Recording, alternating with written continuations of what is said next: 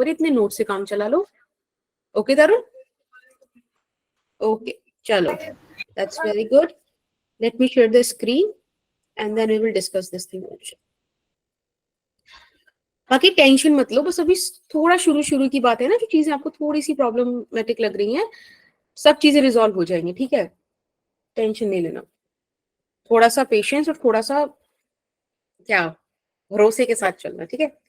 देखो एक सिंपल सी चीज बताती हूँ, जो आप स्मॉल एंगल अप्रोक्सीमेशन की बात कर रहे हो, ऐसे समझो जैसे कि एक पेंडुलम है, एक थ्रेड है, एक नीचे यहाँ पे बॉब है। अब एक तरीका क्या है, हम इसको ऐसे डिस्प्लेस कर दें, ज्यादा एंगल बना दें, और एक तरीका है इसको हल्का सा डिस्प्लेस करें बस, ठीक है? तो मैं ऐसे आपको, स्क्रीन पे मैंने कुछ लिखा नहीं है, स्क्रीन ऐसी ही है। और आज कोई पॉज वगैरह का कुछ इशू नहीं आएगा। लास्ट टाइम मेरा वाईफाई प्रॉब्लम कर रहा था, आज मैंने सही कराया उसको, सो कोई इशू नहीं आएगा। हाँ, तो वो जो तब मैं आपसे बोलूंगी कि आज का ये जो हम पूरा चैप्टर पढ़ेंगे स्मॉल एंगल पे पढ़ेंगे, तब आप वो चीजें यूज कर सकते हो कि साइन थीटा को लगभग थीटा लिख दो, टेन थीटा को लगभग थीटा लिख दो, ठीक है? और कॉस थीटा को 1 लिख दो, ठीक है? ये चीजें तब आती हैं जब आपको बोला जाए कि आप स्मॉल एंगल अप्रोक्सीमेशन का यूज करो। Is that okay? Yes ma'am. Yes जो हमारा मैथमेटिकल टूल का लेक्चर नंबर 2 है, वो एक डिफरेंट और बहुत इंपॉर्टेंट एस्पेक्ट के साथ डील करता है। देखो ट्रिग्नोमेट्री की आपने, हाँ मैम आपने अभी ऊपर बताया कि साइन थीटा को लगभग थीटा लिख दे, तो अगर इसका उल्टा लिखना होगा तब भी लगभग थीटा ही लिखा जाएगा? मतलब उल्टा लाइक मतलब साइन थीटा कोसेक थीटा लिखना होगा तब? Ma'am reciprocal. हाँ, तो भी ये चीजें होंगी ना, लेकिन कॉसेक थीटा वाली जो चीजें है ना, वो देखो मैं बताती हूँ, साइन टेन और कॉस, इनके अराउंड ही हम घूमते हैं फिजिक्स के अंदर, ठीक है? बहुत ऑलरेडी इन्हीं में इतना कॉम्प्लेक्सिटी आ जाती है कि आपको फर्दर वो 3 ट्रिग्नोमेट्रिक रेशियोज यूज करने की जरूरत नहीं है, ठीक है? बट अगर करना पड़े तो आप पहले साइन से वो चीजें सॉल्व करो और उसका रेसिप्रोकल कर दो, तो आपको दूसरा वाला आंसर मिल जाएगा। So that is not the issue, but small angle approximation में हमारे पास यही चीजें हैं, ठीक है? मैम इसका इनवर्स हो सकता है? इनवर्स आपने पढ़ लिया, trigonometry inverse function? No ma'am, जैसे 1 लिखा है, 1 की जगह हम cos थीटा लिख सकते हैं? नहीं नहीं नहीं, ऐसे कैसे? मतलब आप देखो कैसे, लाइक इस चीज को ना अभी यहाँ छोड़ दो, ठीक है? याद रखना कि कभी स्मॉल एंगल अप्रोक्सीमेशन पढ़ा था, जब यूज होगा ना तब आपको समझ में आएगा कि यूज कैसे करते हैं। बस ये था कि मैंने कल ट्रिग्नोमेट्री पढ़ाई थी, इसलिए I am suppose to tell you this, okay? जब हम पढ़ेंगे ना क्वेश्चन, जब मैं आपको करवाऊंगी स्मॉल एंगल अप्रोक्सीमेशन, तब आप समझ पाओगे कि ठीक है इसका ऐसे यूज करना था, okay? For time B leave it. Is that fine? Yes ma'am. ठीक है, अब हम आज का टॉपिक पढ़ते हैं। तो कल हमने जो ट्रिग्नोमेट्री वगैरह देखा था वो ठीक है, आज हम एक नया चीज पढ़ेंगे विच इज वेक्टर। वेक्टर अब से पहले आपने नहीं पढ़ा होगा, राइट? हमें नहीं पता क्वांटिटी पढ़ा। कहाँ पढ़ा है? मैम यूट्यूब पर। यस मैम, तो थोड़ा सा मतलब वेक्टर क्वांटिटी सुना है। ओके, आई कैन कंसिडर कि हमें नहीं पता उसके बारे में, ठीक है? उसके बारे में, क्योंकि बहुत सारी चीजें हमको नहीं पता वो चीजें, तो आज हम ये जरूर समझेंगे। और ये वेक्टर बहुत इंपॉर्टेंट है फिजिक्स के लिए, क्योंकि फिजिक्स में almost like there are lot of things जो वेक्टर्स पर ही चलती हैं, ठीक है? चाहे फोर्स हो, एक्सेलरेशन हो, वेलोसिटी हो, ये सब वेक्टर है। और आपको पता है पूरा फिजिक्स इनसे बना हुआ है। तो बहुत ध्यान से आज हम टॉपिक स्टार्ट करते हैं, ठीक है? तो आज वेक्टर्स क्या है, वेक्टर्स के टाइप्स कैसे होते हैं, क्या क्या प्रॉपर्टीज होती हैं, और इसका यूनिट वेक्टर क्या है, और वेक्टर एडिशन, यहां तक हम पढ़ेंगे, ठीक है? फिर इसका पार्ट 2 भी लेकर आएंगे कल, वो देखते हैं। सबसे पहले फिजिकल क्वांटिटी, क्या समझते हो फिजिकल क्वांटिटी से? क्या होगा फिजिकल? मैं बताऊं क्या? एक मिनट रुको, बहुत सारे लोगों हैंड रेस करो जिसको बताना है, ठीक है? देन आई विल टेल की कौन बताने वाला है। मैं बताऊं? हाँ बताओ, एक minute. All the quantities which are ma'am used जो to describe the physical law of physics are known as physical quantities. Okay, Srishti आप बताओ। मैम साक्षी? मैं बताऊं? ओके, एक मिनट, आरएन जी को आपसे भी मैम फिजिकल क्वांटिटी हमें हेल्प करती है और मतलब हमें हेल्प करती है ताकि हम मतलब लॉज ऑफ फिजिक्स को डिफाइन करने में और एक्सप्रेस करने में, ठीक है, चीकू अब आप जैसे बताओ। हम मेजर कर सकते हैं, जैसे कि लेंथ हो गया, मास हो गया। Okay, The quantities which can be measured by an instrument or the or data which describe the laws of physical world. Okay, ठीक है, हरविंदर आप बोलोगे कुछ?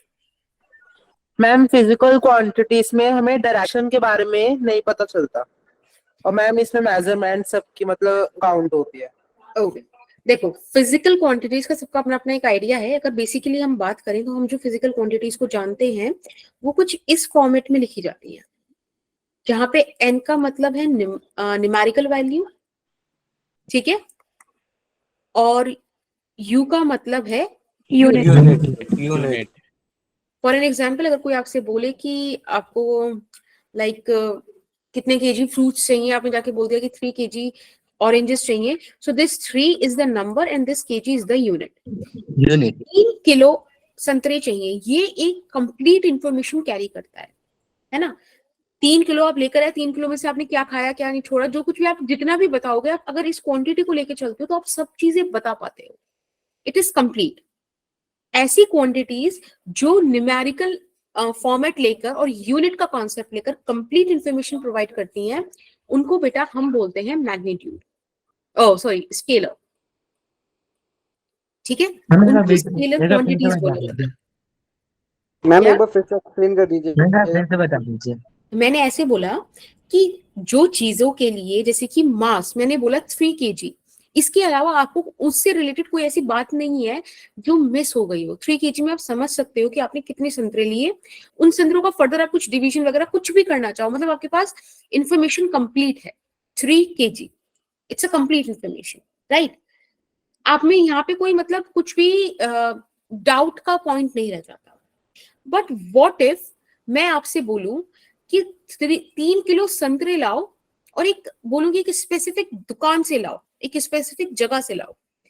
अब सोचो, मैंने आपको बस ऐसे बोल दिया कि 3 किलो संतरे लाओ आम के पेड़ के नीचे से, कुछ भी, ठीक है, कहीं पे आम का पेड़ बड़ा फेमस है, वहां पे नीचे कोई ठेला लगाता है संतरे का, और मैंने आपको बोला कि उधर से 3 किलो संतरे लाओ, लेकिन मैंने आपको डायरेक्शन नहीं दी, कुछ आपको बताया नहीं किधर की तरफ जाना है, तो आप पहुंच सकते हो वहां पर भाई, 3 किलो संतरे ये, लेकिन आपको वहां तक पहुंचने के लिए वो जो आप डिस्प्लेस करोगे भाई, आपकी कोई इनिशियल पोजीशन होगी, उससे आप जाकर फाइनल पॉइंट तक जाओगे, इसके बीच ही जो डिस्प्लेसमेंट है, इसकी कोई डायरेक्शन तो होनी चाहिए, वरना मैं आपको चलो इतना भी बता दूं कि 3 किलो संतरे 10 किलोमीटर दूर एक आम का पेड़ है वहां से लेकर आने हैं, 10 किलोमीटर बताने के बाद भी आप वहां पर नहीं पहुंच पाओगे ना, क्योंकि मैंने आपको नहीं बताया कि आपको नॉर्थ में जाना है कि साउथ में जाना है, कहाँ जाना है, समझ रहे हो?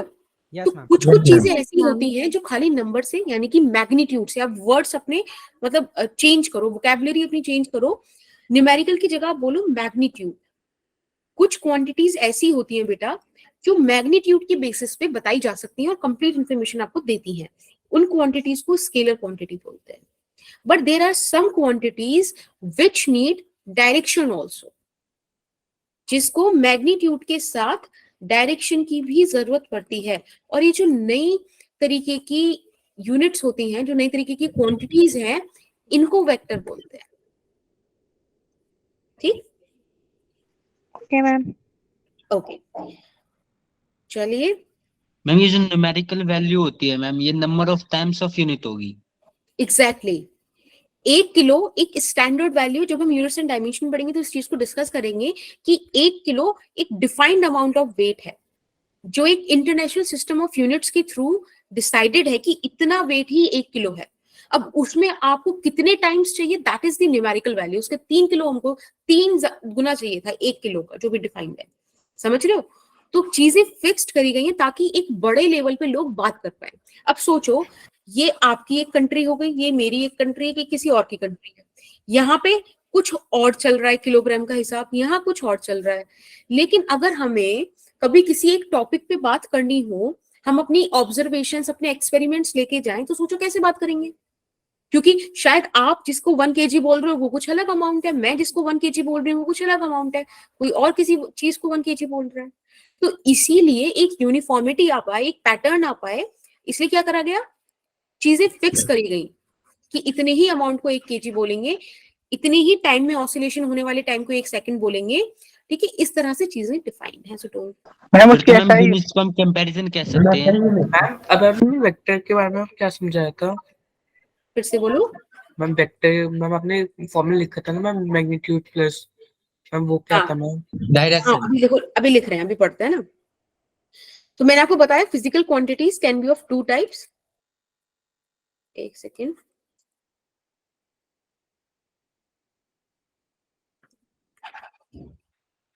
एक सेकेंड,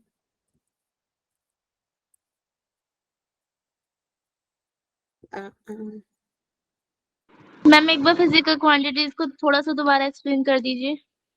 हाँ देखो, मैंने फिजिकल क्वांटिटी बोला बेटा, एक मिनट रुकना बस। हाँ, फिजिकल क्वांटिटी मैंने बोला, फिजिकल क्वांटिटी मतलब वो क्वांटिटीज जो एन यू की टर्म में, यानी कि एक न्यूमेरिकल वैल्यू और एक स्पेसिफाइड यूनिट लेकर डिफाइंड की जाती है, ठीक है। ये 2 टाइप की होती है, स्केलर और वेक्टर। जहां से हमें मैग्नीट्यूड से सारी बातें पता चल जाती हैं वो कहलाती है स्केलर क्वांटिटीज, ठीक है। लेकिन आपको ना एक चीज समझनी पड़ेगी कि वेक्टर क्वांटिटीज खाली इस बात से डिफाइन नहीं हो सकती कि मैग्नीट्यूड प्लस डायरेक्शन। इसके अंदर ना ये डायरेक्शन होना वेक्टर क्वांटिटी नहीं बताता। मैं वेक्टर क्वांटिटी बताता है एक इंपॉर्टेंट चीज, and that is vector law of addition. एक वेक्टर एडिशन है, वो डिटरमाइन करता है कि ये एक मतलब वेक्टर क्वांटिटी है कि नहीं। अब मैं आपको बताऊंगी ये चीज क्या है, so don't worry about that. एक स्पेसिफिक लॉ होता है जिसको हम आज की क्लास में कवर करेंगे भी, ठीक है। अगर वो लॉ कोई क्वांटिटी फॉलो करती है देन वी वुड से कि हाँ ये वेक्टर है। अभी मैं आपको थोड़े बहुत एग्जांपल्स देती हूँ, शायद जो यूनिट्स आप, जो क्वांटिटीज आपने सुन रखी हो। आपने मास सुना है, वो एक स्केलर क्वांटिटी है, राइट। यहाँ पर like distance, time, ma'am speed, work, time, ये प्रेशर, बिल्कुल, ये सब क्या है, बिल्कुल ये सब है मैग्नीट्यूड वाली चीजें जो सिर्फ स्केलर क्वांटिटी, मतलब स्केलर क्वांटिटी की तरह क्वालिफाइड होती है। वहीं पे अब थोड़ी सी बात हम वेक्टर क्वांटिटी की भी कर लेते हैं कि वेक्टर क्वांटिटी क्या है। जैसे कि हाँ, जैसे कि डिस्प्लेसमेंट, बिल्कुल displacement is a vector. Ma'am velocity, very good, acceleration, force, very good, मैं मोमेंटम, मैम वेट, बेटा वेट यहाँ पे मोमेंटम। और बोलो, अच्छा देखो एक चीज और बताऊं मैं तुम्हें अभी, एक बड़ी प्यारी सी क्वांटिटी आती है जिसपे अच्छा खासा डिस्कशन होता है, and that quantity is current. अब बताओ करंट कहाँ आएगा? मैम वेक्टर, वेक्टर होगा मैम, वेक्टर, अब बोलते हैं वेक्टर होगा मैम, वेक्टर होगा मैम। मैम स्केलर होगा, मैम स्केलर होगा। स्केलर होगा मैम मैम। वेक्टर होगा। ठीक है, हमारे पास 2 ही ऑप्शन है, स्केलर वेक्टर के, और हमारे पास 2 ही टाइप के कम्युनिटी है कि आइदर भी स्केलर और भी वेक्टर। मैम 1 मिनट ऊपर करोगे मैम, मतलब ऊपर वाली। मैम पर करंट तो हमेशा एक ही डायरेक्शन में फ्लो होता है ना, नेगेटिव से पॉजिटिव। डायरेक्शन होती है मतलब करंट की, राइट? Yes ma'am. मैम ये वेक्टर ही होगा शायद। मैम स्केलर होगा ma'am. Okay okay okay, we will check it out क्या होगा। सबसे पहले ये वाली चीज, आप चुप हो जाओ। सबसे पहले ये वाली चीज मैं अलग से यहाँ लिख रही हूँ दोबारा से, क्योंकि हम वेक्टर्स पढ़ रहे हैं, हमको वेक्टर का समझ में आनी चाहिए चीजें, कि वेक्टर में मैग्नीट्यूड और डायरेक्शन दोनों का होना जरूरी है, ठीक है। दूसरी चीज कि vector law of addition. Ma'am your voice ma'am आपकी स्क्रीन पॉज हो गई। ओके ठीक है, आपको मतलब मैंने बोला वो चीज आपको सुनाई दी? मैग्नीट्यूड एंड डायरेक्शन रिपीट कर दीजिए। No ma'am. Okay okay, magnitude and direction both are important, ठीक है, वेक्टर के लिए। Vector law of addition 110% follow होना चाहिए, ये है नेसेसरी कंडीशन। कोई अगर वेक्टर है तो कोई आपसे पूछे कि क्यों आपने इसको वेक्टर लिखा, तो आप उसको रीजन दोगे क्योंकि ये वेक्टर लॉ ऑफ एडिशन को फॉलो करता है। This is a necessary condition, ठीक है, ये पूरी होनी ही चाहिए। Is that okay? Yes ma'am. Yes, ma'am. Yes ma'am. Yes ma'am. अब मैं मैम आपको फ्लो में होता क्या है? हाँ वही, अभी ना ये आपका प्रॉपर टॉपिक है, फिर बताऊंगी मैं उसको। एक चीज थोड़ी सी मैं आपको समझाती हूँ। एक बात मुझे बताओ, आपको बोले कि 2 kg ऑरेंजेस लाओ, आप ले आए। आपको बोला जाए 3 kg और ले आओ, तो टोटल आप कितने लाए? 5 kg। Yes ma'am. इजी था। अब लेकिन कोई एक बच्चा है, आप ही के बैच से उठा लेते हैं, इसका नाम लें। There's so many. ओके, तो आयुष है एक बच्चा, ठीक है।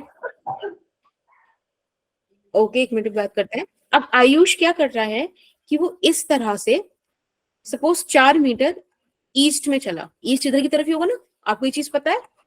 North, Yes, east, ma'am. South, west. Yes ma'am. Yes ma'am. अब 4 मीटर वो ईस्ट की तरफ चला और 7 मीटर और ईस्ट की तरफ चल दिया। चलो 4 और 3 मीटर 4 मीटर ही ले लेते हैं। तो अब वो टोटल कितना चला? 8 meter. 8 meter. 8 meter. 8 meter east में चला, ठीक है। अब अगर वो 4 मीटर ऐसे चला ईस्ट में और लेट्स से 3 मीटर यहां आ गया, तब टोटल कितना चला? 1 1 meter. 1 meter. 1 meter 7 meter. East. लेकिन ये जो आंसर आया ना, ये भी दोनों को प्लस कर कर ही आया है, क्योंकि ये दोनों है डिस्प्लेसमेंट, और ये जो आया ये भी प्लस कर कर आया, मैम राइट। मैम 4 को पॉजिटिव लिया और 3 को नेगेटिव लिया। ये फर्दर डायरेक्शन वाइज आप इसको तोड़ोगे, वो एक अलग चीज है, लेकिन हुआ यहाँ पे एडिशन है। समझ में आ रहा है? ये है वेक्टर एडिशन। बड़ी अजीब चीज है, इसमें वही सेम वेक्टर्स का एडिशन होने पे डिफरेंट डिफरेंट आंसर आता है। आप एक चीज मैम। नोटिस करो। हाँ जी बोलो।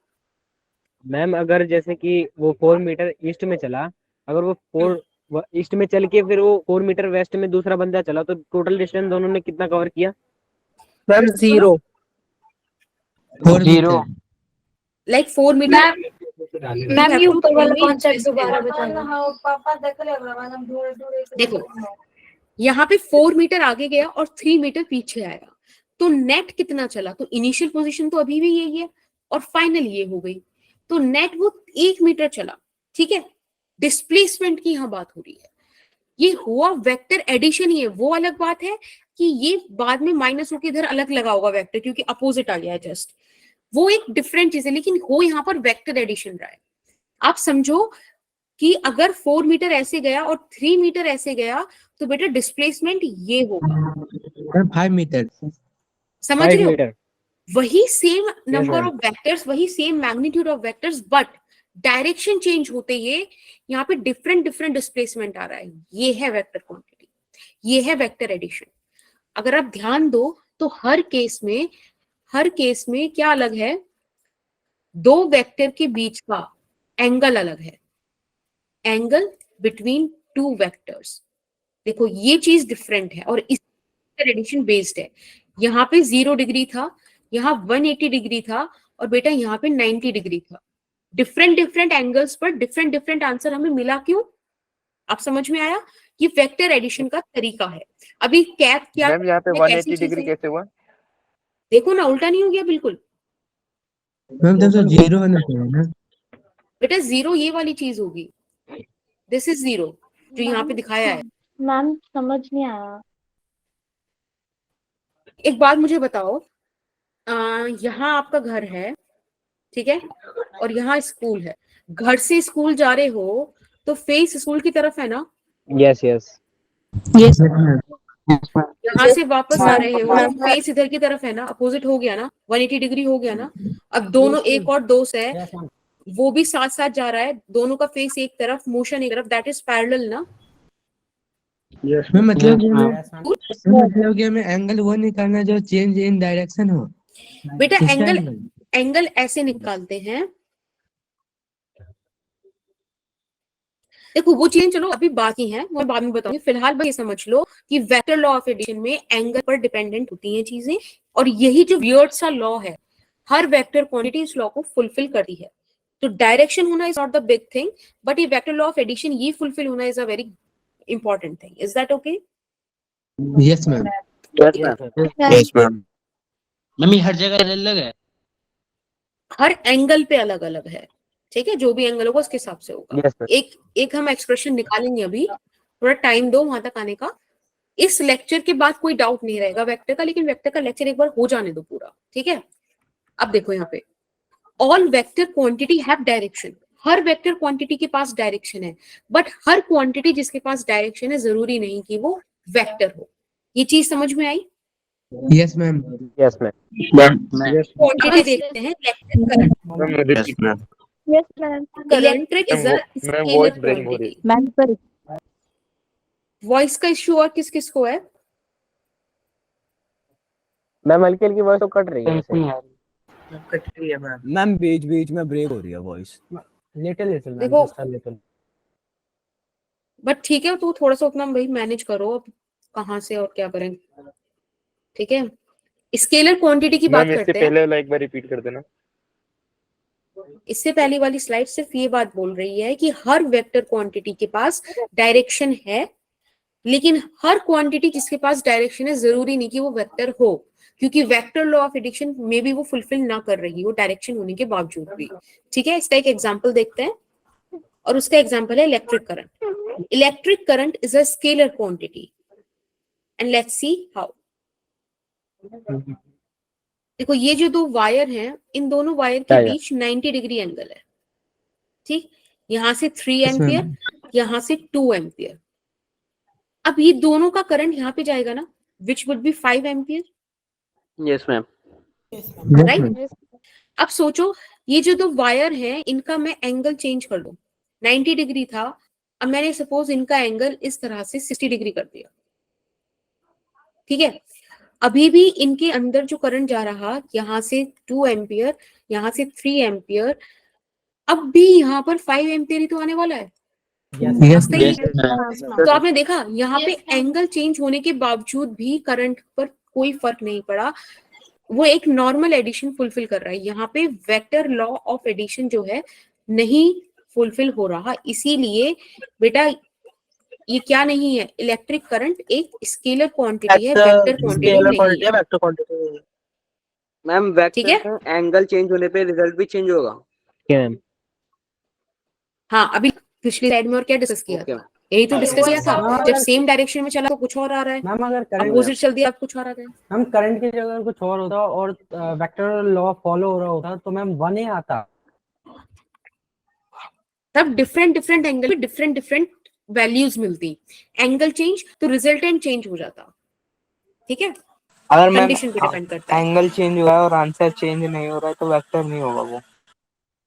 एग्जैक्टली, क्योंकि वो vector law of addition fulfil नहीं करा। Vector law of addition angle पर डिपेंडेंट रहता है, ठीक है। प्रेशर ही ऐसी ही क्वांटिटी है जिसपे डायरेक्शन, क्या बेटा में क्यों एंगल के ऊपर क्यों डिपेंड रहता है चेंज होने का? बेटा क्योंकि वो वेक्टर है, डायरेक्शन और मैग्नीट्यूड उसके एट्रीब्यूट्स हैं, और जब उनमें डिफरेंट डिफरेंट एंगल चेंज होता है तो उनका डिफरेंट डिफरेंट कंपोनेंट्स आते हैं, उन कंपोनेंट्स का अलग अलग तरीके से इफेक्ट पड़ता है। एक बात बताओ, आपने चैप्टर नहीं, क्लास 9th में आपने पढ़ा होगा प्रेशर के डिफरेंट डिफरेंट फॉर्म्स, कि जब आप ज्यादा लेटते हो तो गद्दा ज्यादा, मतलब जब आप लेटते हो तो गद्दा कम दबता है इन मतलब आपके खड़े होने के कंपैरिजन में। तो डिफरेंट डिफरेंट पोजीशंस में डिफरेंट डिफरेंट प्रेशर पड़ता है, राइट। तो वैसी वैसी चीजें आती हैं, अलग अलग बातें पड़ती हैं। दोबारा समझा दो एक बार। देखो मैंने एक सिंपल सी बात बोली है, इलेक्ट्रिक करंट में एंगल चेंज होने पर कोई फर्क नहीं पड़ रहा, उसका रिजल्टेंट 5 एम्पियर ही आ रहा है। और वेक्टर लॉ ऑफ एडिशन बोलता है कि अगर एंगल चेंज हो रहा है तो आंसर भी चेंज होगा, रिजल्टेंट जो चीज है वो भी चेंज होगी, लेकिन यहाँ ऐसा नहीं हो रहा। That's why electric current is not a vector quantity, because it does not follow और it does not stand with the vector law of addition. Is that okay? Yes ma'am. Yes ma'am. ठीक है। Now the next question is how do we represent a vector? Vector को represent कैसे करते हैं? तो vector ma'am को screen इस pause तरह के, नहीं बेटा पॉज कहाँ हुई है? देखो मुझे भी साइड से दिख रहा है। मैम पहली स्लाइड मैंने एक भी- बार दिखाना। कौन सी? अभी देखेंगे वाली, पहले यहाँ पर आओ। देखो वेक्टर को रिप्रेजेंट कैसे करते हैं, मैं सारे नोट्स अपलोड कर दूंगी, so don't worry about that, ठीक है? लास्ट में मैं आपको चांस दूंगी, मुझे बताना कौन कौन सी स्लाइड्स दिखानी है, लाइक मतलब आराम से देख लेना, कोई दिक्कत नहीं है। अब रिप्रेजेंटेशन ऑफ वेक्टर की बात करते हैं कि वेक्टर को रिप्रेजेंट कैसे करते हैं। देखो इस तरीके का एक एरो होता है जिसका जो ये लेंथ है, ठीक है, ये जो आपको एरो की लेंथ दिख रही है ना, एक पॉइंटेड साइड दिख रही है, एक लेंथ दिख रही है, तो ये जो लेंथ है बेटा it shows the magnitude. Yes ma'am एक बार फिर से बताना क्या कहा था अभी आपने? मैंने कहा कि एरो की जो लेंथ है वो मैग्नीट्यूड को शो करती है, जो ये पॉइंटेड साइड है ये डायरेक्शन को शो करती है। This is known as tail and this is known as head. Ma'am screen ma'am magnitude क्या होता है? बेटा अभी तो बताया था स्टार्टिंग में, Numeric magnitude is the value. Numerical value. ठीक है। भाई ध्यान से सुनो, चीजों को सारी चीजें बताई जा रही हैं, ऐसे मत करो, ठीक है? टेल समझ में आया? Tail is the latter part of that arrow, magnitude. Right? और Head. हेड Yes, है ma'am. ये पॉइंटेड साइड डायरेक्शन दिखा रही है, और कितना लंबा एरो है वो शो कर रहा है मैग्नीट्यूड को। सपोज मैं आपसे बोलूं कि एक 5 न्यूटन की फोर्स दिखाओ, ठीक है, ईस्ट डायरेक्शन में, और एक फोर्स दिखाओ तुम 10 न्यूटन की ईस्ट डायरेक्शन में। तो एक बात सोचो, तुमने अगर 5 न्यूटन इधर ऐसे बनाया है एफ को, तो तुम्हें पता चल गया होगा कि तुम्हें एफ प्राइम को इतना बनाना पड़ेगा, ठीक है? अब जरूरी नहीं है कि ये चीज 5 सेंटीमीटर या कुछ ऐसी ही हो। तुम ऐसा मान सकते हो कि भाई जैसे कि 1 सेंटीमीटर को मैं क्या बोलूं, 5 न्यूटन बोल दूं। जैसे ग्राफ जब बनाते हैं तो स्केल मानते हैं ना कि एक्स एक्सिस में एक बॉक्स कितना शो कर रहा है, मानते हैं ना? तो Yes, काइंड ऑफ ma'am. वही चीज कि मैं 5 न्यूटन बनाना है तो मैं सिर्फ 1 सेंटीमीटर का ब्लॉक बना दूंगा, 10 सेंटीमीटर बनाना है तो लो 2 सेंटीमीटर का बना दिया। समझ रहे हो? इस मैम तरीके जैसे नंबर लाइन में हम गैप छोड़ते हैं इक्वल इक्वल। है ना, स्केल वाली ग्राफ वाली ही बात है कि नंबर लाइन अलग चीज हो गई, ग्राफ वाली बात। ग्राफ में हम स्केलिंग करते हैं, ठीक है? Yes ma'am. मैम ये लाइन वाला रिपीट कर सकते हो? मेरा एक्चुअली नेटवर्क इशू हो गया। क्या बेटा? मैम ये लाइन वाला एक्सप्लेन कर सकते हो? क्या एक बार फिर से बोलो, क्या एक्सप्लेन करना है? मैम ये रिप्रेजेंटेशन ऑफ वेक्टर, मैम मेरा साउंड इशू हो गया था। अच्छा, रिप्रेजेंटेशन ऑफ वेक्टर में सिर्फ इतना सा बोला कि किसी वेक्टर को, जैसे ये जो व्हाइट एरो बनाया है ना, ऐसे शो करते हैं।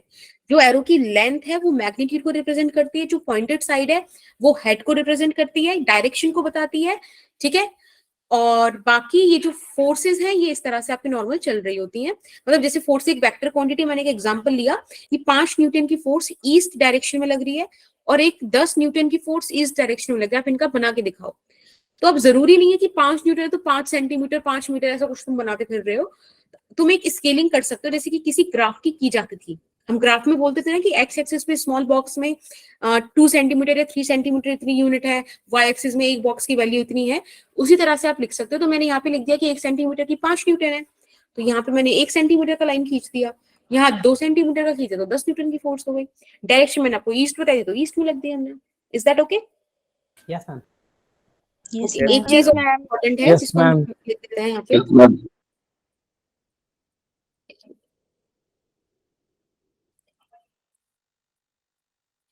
एक सेकंड बस। देखो कोई वेक्टर है, ठीक है, उसको लिखने का तरीका ऐसा होता है, ए वेक्टर। इसको आप लिखोगे वेक्टर ए, ठीक है? अगर मुझे इसका मैग्नीट्यूड यानी कि न्यूमेरिकल वैल्यू यानी कि इस 5 न्यूटन की बात करनी है तो मैं इसको ऐसे लिख दूंगी, ठीक है? This is the magnitude of A. ये थोड़ी सी रिप्रेजेंटेशंस हैं जो आपको सीखनी पड़ेंगी, ठीक है? Magnitude of vector A. Is that okay? Yes ma'am. Ma'am ऊपर वाला डायरेक्शन बताएगा। ऊपर वाला पूरा वेक्टर बता रहा है, मैग्नीट्यूड भी और डायरेक्शन भी। नीचे वाला सिर्फ मैग्नीट्यूड की बात कर रहा है। एक बार येलो वाली चीज ये बताना, एक बार क्या बताया मैम सिर्फ डायरेक्शन बताने के लिए भी कोई रिप्रेजेंटेशन है? उसके लिए भी प्रेजेंटेशन है, मैम लेकिन उसके लिए मतलब वो अभी सिंगल नहीं लाइन पढ़ेंगे, कर अभी वो एंड देंगे में। Without head. नहीं नहीं नहीं नहीं, उसके लिए अलग चीज है। ऐसे अपने आप से अज्यूम मत करो, फिलहाल जितना बताया जा रहा है उतना याद रखो। वो चीज अभी आएगी एक पॉइंट पे, then I will tell you कि हाँ ये चीज ऐसे है। ठीक है, फिलहाल आप ऐसे समझो, वेक्टर ए को लिखना हो तो आपको ए के ऊपर एरो बनाना पड़ेगा, ये दिखाने के लिए कि जो ये ए है ये एक वेक्टर क्वांटिटी है। जैसे कि देखो यहाँ फोर्स के ऊपर बनाया, और अगर इसका मैग्नीट्यूड, मैं इस फोर्स का मैग्नीट्यूड जानना चाहूँ तो मैं सिर्फ ऐसे लिख दूंगी, तो इसका मतलब आपको आंसर करना है 5। Is that okay? दो है उसी डायरेक्शन में, Okay, अगर ma'am. वो लगे यस मैम। हम जो चलो। एरो का Yes, ma'am. symbol है, वो वेक्टर का सिंबल है मतलब। हाँ हाँ, ओके डायरेक्शन का। अभी की नॉर्मल सा है, नॉर्थ ईस्ट साउथ वेस्ट, ये हमको पता है डायरेक्शंस। अब सोचो कोई डायरेक्शन यहाँ इनकी मिड से भी जा सकती है ना, यस मैम। इसको बोलते Yes, हैं ma'am. North east. ठीक है, जो डायरेक्शन Yes, यहाँ मिड से Yes, जा रही ma'am. है south that would be Southeast. South east. Southeast. इधर से West. Southwest. South. And here Northwest. Very good. तो बेसिकली यहाँ पर भी 45 डिग्री का एंगल बन रहा है, यहाँ भी बिल्कुल बीच में से जा रही है, right? That's the Yes, point. ma'am. चलो गुड। बट व्हाट इफ कोई एक डायरेक्शन है जो इस तरह से है, ठीक है, ये एंगल 30 डिग्री बना रही है, अब इसको कैसे बोले?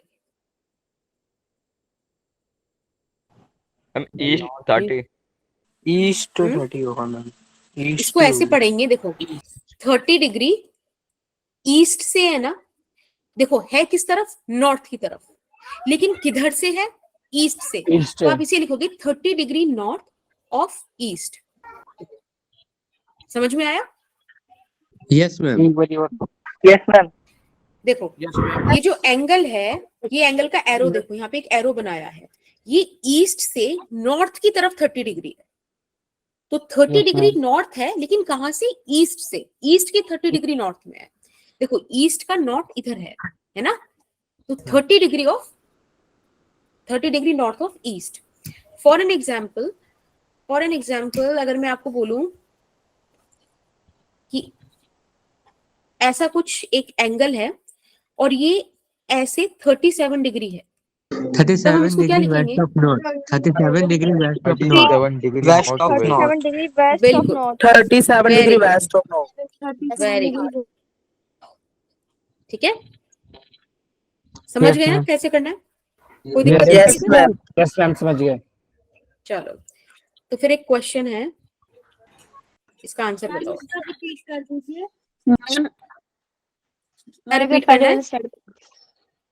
अच्छा लिख लो उसको जिसको लिखना है। देखो मैम, जिस अगर भी यहाँ पे साइड 50 से डिग्री तो- हम्म अगर यहाँ 50 डिग्री से जाए तो? किससे ज्यादा हो जाए? अगर यहाँ पे 50 डिग्री से जाए तो? हाँ तो कोई दिक्कत नहीं, फिर 50 डिग्री वेस्ट और नॉर्थ लिख देना, क्या दिक्कत है? मैम अगर यहाँ पे बिटवीन में हो 30 कोई मैम एंगल, एंगल ही ये तो, फिर एंगल के भी नहीं हो तो फिर डायरेक्शन कैसे निकालोगे? फिर आपको कंपोनेंट्स के भी नहीं होंगे। भाई क्वेश्चन ऐसा तो नहीं है ना कि कुछ भी ना देके और आपसे सब कुछ पूछ ले, कुछ तो गिवन करेगा। हवा में थोड़े क्वेश्चन बना देगा कोई। मैम जैसे 90 to 0 है तो मैम 45 पूछ ले तो 45 की मैंने नॉर्थ ईस्ट साउथ वेस्ट ये बताई तो है। मैम 50 का तो वेस्ट नॉर्थ ऑफ वेस्ट आ जाएगा ना? देख कुछ भी हो, आपको इससे मतलब नहीं है अमाउंट क्या है।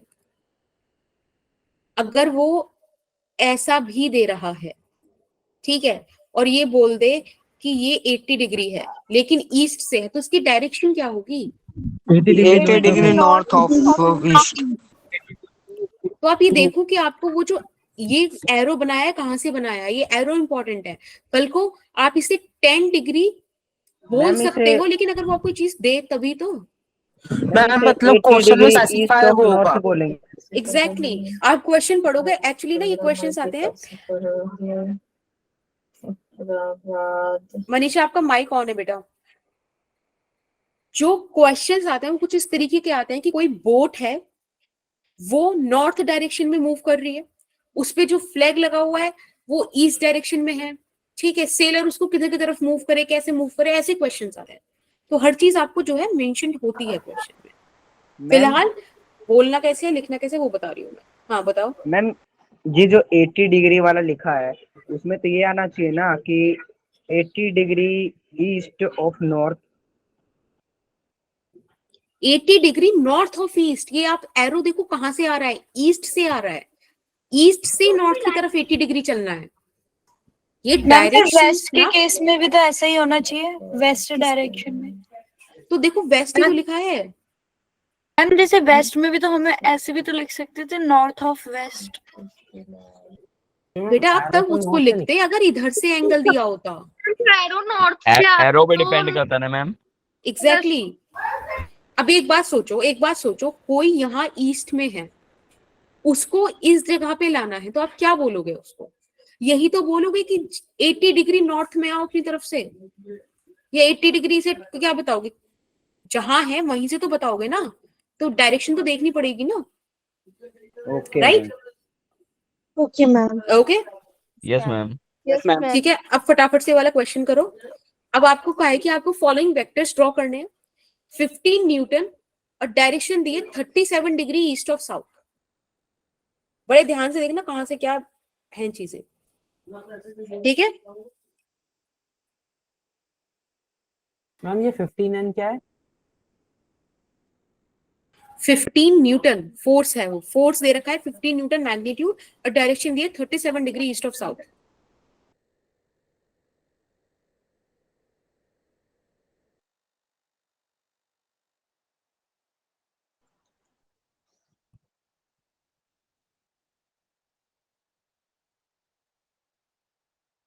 मैम इसमें साउथ से जाते हुए 37 डिग्री का एक लाइन होगी जिसपे मैम हो गया। यस मैम हो गया। पर सेंटीमीटर भी ले सकते हैं। बन गया। एक सेकंड रुको बस।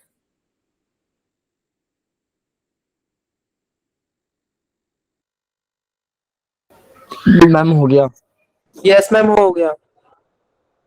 That's very good. एक बार मैं बना के दिखाती हूँ, एक मिनट रुको, मेरा फोन भी गिर गया। ओके दैट्स कूल, हो वेरी गया गुड। मैम। यहाँ पे एक हम बनाते हैं नॉर्थ साउथ ईस्ट वेस्ट, ठीक है, नॉर्थ ईस्ट साउथ वेस्ट। अब यहाँ पे बोला था 37 degree east of south, 37 degree east of south, south के ईस्ट में, यानी कि इधर से कुछ ऐसा बनेगा।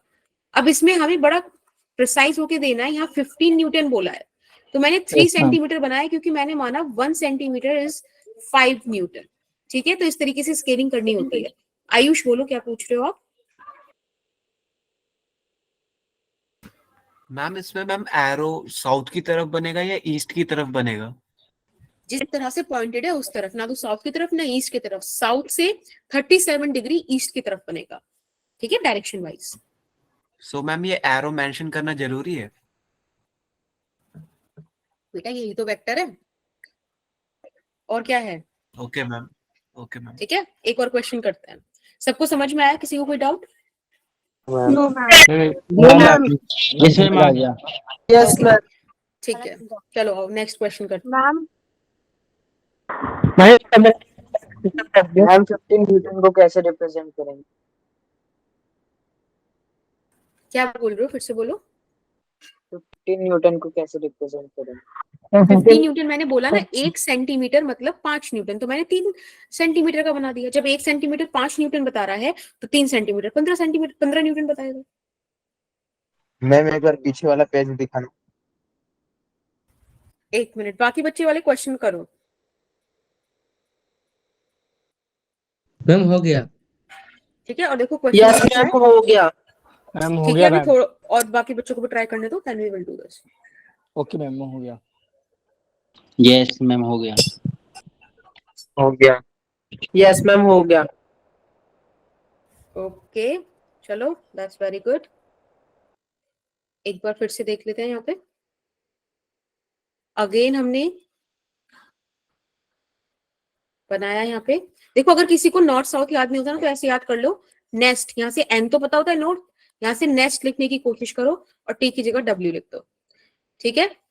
और 20 मीटर सेकेंड, ठीक है, स्पीड बनानी है हमको 60 degree west of north, 60 degree west of north. Of के बाद जो वर्ड होता है उधर से हमें एंगल उठाना होता है, तो इधर से 60 डिग्री, राइट।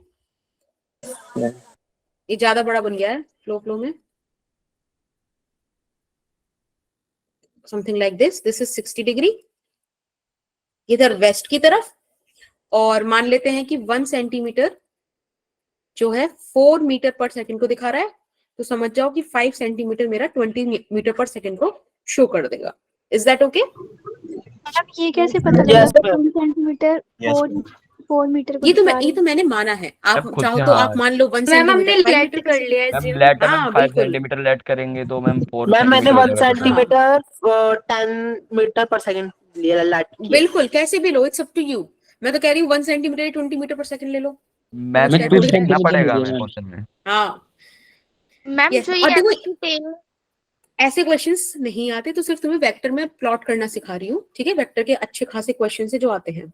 मैम हाँ जी, मैम जो ये एरो की टेल है फिर हम इसे 5 सेंटीमीटर बनाएंगे। डिपेंड करता है आपने माना क्या है, आप मान क्या रहे हो, ओके मैम। ठीक है। मैम कुछ भी मान आ सकते जाओ। हैं। मैं लेट करने वाला समझ टर्मिनल भी नहीं आ ग्राफ में रहा। मेंशन भी करना पड़ेगा ना, 5 बेटा सेंटीमीटर। आप ये एक बात बताओ, ये तो ग्राफ आप बनाते आए हो ना, 10th में भी ग्राफ बनाए हैं ना, तो 10th में कैसे ग्राफ बनाते थे?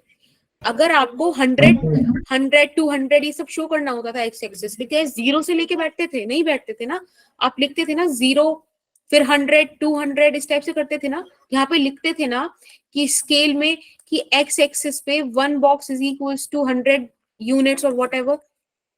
बताओ, ये चीजें करी है ना? Yes ma'am. तो ये तो अपने हिसाब से मानते थे ना, जो भी आपको डेटा दिया होता था। तो ये भी तो वही चीज है, क्या अलग हो गया इसमें? मतलब मैम इसमें 5 सेंटीमीटर का डिफरेंस है। ये आपकी मर्जी। देखो पिछली बार आपने न्यूटन माना था, इस बार आपने मैम। ये माना है। अब देखो ये तो आपको समझना पड़ेगा ना कि जो लेंथ है किसी एरो की वो तो सेंटीमीटर में ही रहेगी, है ना। उसको हम डिफरेंट डिफरेंट यूनिट्स में मान रहे हैं कि इतना सेंटीमीटर रिप्रेजेंट क्या कर रहा है। Is that okay?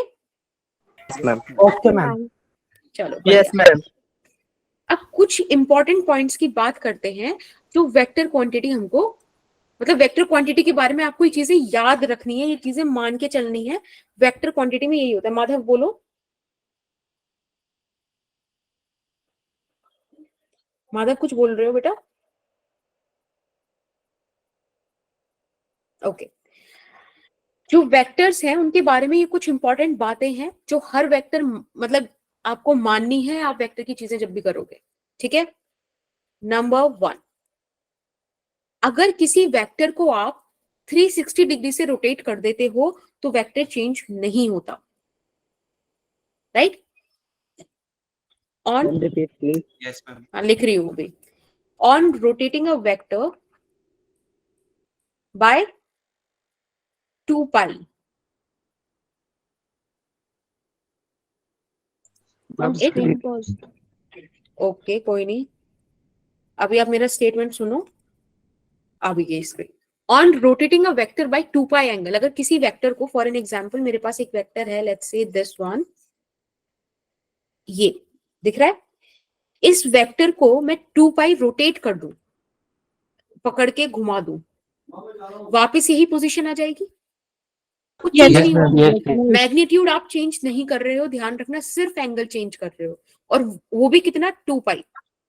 2 पाई पता है ना, कल बताया था, पाई इज 180 तो 2 पाई इज 360। Yes ma'am. चलो, तो this is the number 1 point. अब एक होता है पैरेलल शिफ्टिंग ऑफ वेक्टर्स। इसका मतलब क्या है? आप किसी वेक्टर मैम को, ऊपर वाला एक और बार बता दीजिए। Yes ma'am. मैंने ये बोला कोई वेक्टर है लेट्स से ए, इस वेक्टर को बिना मैग्नीट्यूड चेंज करे अगर आप 2 पाई डिग्री घुमा देते हो तो ये वेक्टर वही का वही रह जाएगा। भाई कोई आपको पकड़ के 360 डिग्री का चक्कर लगवा दे तो वापस वहीं पे आ जाओगे ना उसी तरीके से। Yes ma'am. Right. Next thing is a vector can shift parallel to itself, कोई वेक्टर जो है वो अपने पैरेलल मूव कर सकता है, यानी कि सपोज ये कोई क्वाड्रेंट सिस्टम है, ठीक है, कल आपको बता दिया था। यहां पे ये कोई वेक्टर है ए जो इस तरीके से दिया हुआ है, ठीक है, ये हॉरिजॉन्टल के साथ बेटा 30 डिग्री लेफ्ट से एंगल बना रहा है। तो ये जो इसका मैग्नीट्यूड है, ठीक है, वही चीज कंसिडर करके अगर मैं इसे पैरेलली मूव करा दूं, यानी कि यहां पर भी ये 30 डिग्री का एंगल बना रहा हो, जो मैग्नीट्यूड यहां पर है वही मैग्नीट्यूड इसका यहां पर भी हो, तो ये चीज पॉसिबल है। इसको बोलते हैं पैरेलल शिफ्टिंग ऑफ वेक्टर्स। अब आप पूछोगे कि हमने ऐसा क्यों किया, तो देखो इसको करने की एक वजह थी कि अभी जब ओरिजिन पे आ गया, यहां पर आ गया, तो उसको यहां डील करना इजी है ना, इन कंपैरिजन टू यहाँ के। आप इसको घुमा के कहीं भी ले जा सकते हो, बस याद रखना कि ये 30 डिग्री और ये मैग्नीट्यूड ये चेंज नहीं होना चाहिए। Is that okay?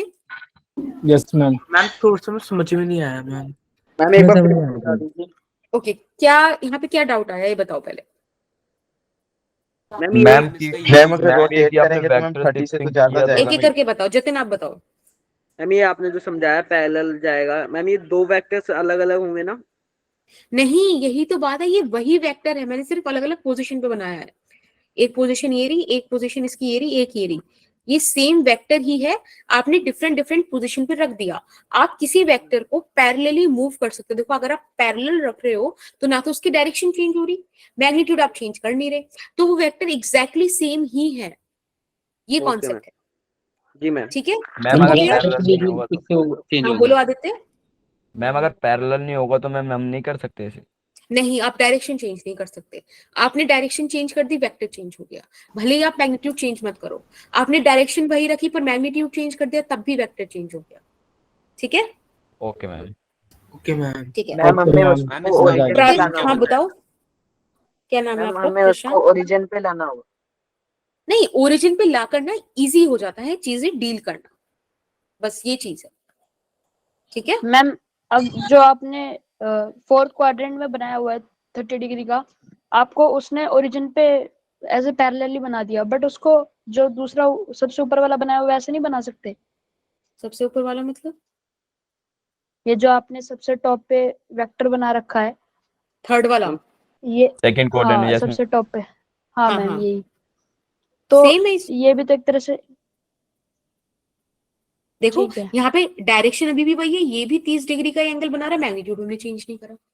ठीक है, आप इसको कहीं भी रख सकते हो। This is called parallel shifting of the vector. Ma'am तो फिर मैम हम ऐसे ही बना सकते हैं। क्या बना सकते हैं? मैम जैसे हम वेक्टर मैम इस टाइप में बना सकते हैं। हाँ बिल्कुल ऐसे तो बनेगा, और कैसे बनेगा? मैम फोर्थ क्वाड्रेंट में जो आपने वेक्टर बनाया है उसमें जो आपने हॉरिजॉन्टल लिया वो एक्चुअली है क्या हॉरिजॉन्टल? मतलब हॉरिजॉन्टल कोई भी लेवल होगे ना, देखो आपको यहाँ से तो साफ दिख रहा है, लेकिन आप कहीं भी कोई चीज बना दो वहां पर भी तो उसका हॉरिजॉन्टल हो सकता है ना, कि हॉरिजॉन्टली कितना है वो हॉरिजॉन्टल एंगल से। भाई हॉरिजॉन्टल तो एक सिंपल ही चीज हो गई। अब इसको आप कहीं भी बनाओ, ओरिजिन भले ही आपने यहाँ बना के छोड़ दिया, पर चीजें तो कहीं की कहीं भी हो सकती है ना। तो वहां पे अगर आपको देखना हो कि ग्राउंड से कितना ऊपर है, कितने एंगल पर है, that is what we meant by this 30 degree. Okay ma'am. Okay चलो अब थर्ड पॉइंट की बात करते हैं।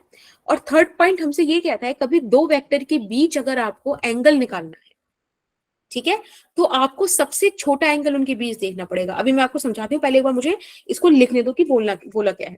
देखो, the angle between two vector, screen visible है ना? Yes ma'am. Yes ma'am. ठीक है, विजिबल है। ठीक है। The angle between two vector is the smaller of two angles.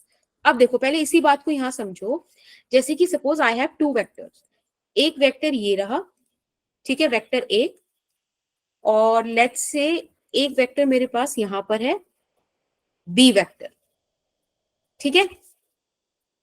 अब एक चीज मुझे बताओ, इनके पास दो एंगल है ना, एक एंगल लेट्स से ये है 30 डिग्री, और एक एक एंगल इनके पास ये है 330 डिग्री। 330। तो इसमें से अगर आपको मैं पूछूं what is the angle ma'am 30 degree between A and B. हाँ, तो हमेशा आपको 30 डिग्री रखना है, ठीक है, मतलब स्मॉलेस्ट एंगल रखना है, ठीक। ओके मैं मैम। एक बार दोबारा बता दो, क्या? एक बार दोबारा बता दो। देखो मैंने बोला आपके पास किसी भी दो एंगल के बीच हमेशा दो एंगल मिलेंगे, एक तो जो उनके बीच बन रहा है और एक बनेगा आपको उसका रिफ्लेक्सिव एंगल, ठीक है। तो आपको उनमें से छोटा एंगल लेना है हमेशा। उसकी मैं मतलब एक मिनट, और इसकी भी एक कंडीशन है, when they are joined tail to tail. आपको मैंने टेल और हेड बताया था ना, यस मैम। तो दोनों वेक्टर की टेल टू टेल जोड़ के जो एंगल स्मॉलेस्ट बन रहा है दोनों में से, वो आपको सेलेक्ट करना है, स्मॉलेस्ट वाला।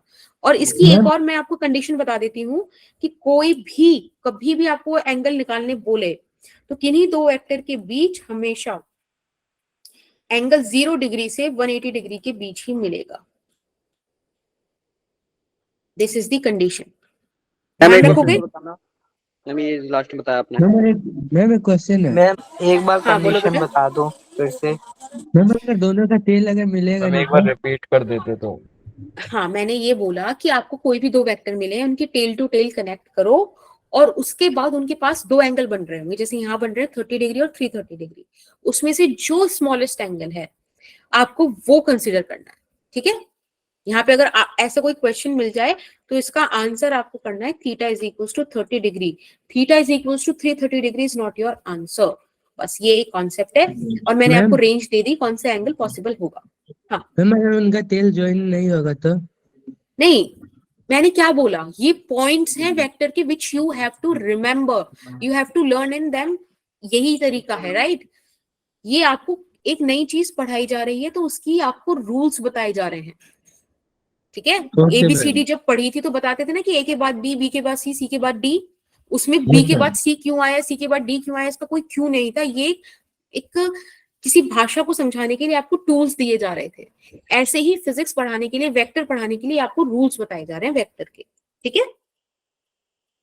यस मैम इससे हमारे उन दोनों वेक्टर के बीच का एंगल फाइंड हो जाएगा हाँ इसकी जी, हेल्प से। देखो मैं आपको अब क्वेश्चन करा रही हूँ। ये आपको दो एंगल दिए हैं, एक क्वेश्चन है ये, थर्ड क्वेश्चन, ठीक है। इसका answer 110 ma'am 110 degree. Yes ma'am 110 है इसका आंसर। और इसका यहाँ पे आपको मैं एंगल दे देती हूँ, यहाँ पे मैं एंगल दे देती हूँ 60 डिग्री। 60 डिग्री है। 60 डिग्री में क्या होगा? 60 degree. 60 degree. That's very good. Question number 4 है। Ma'am 120 degree.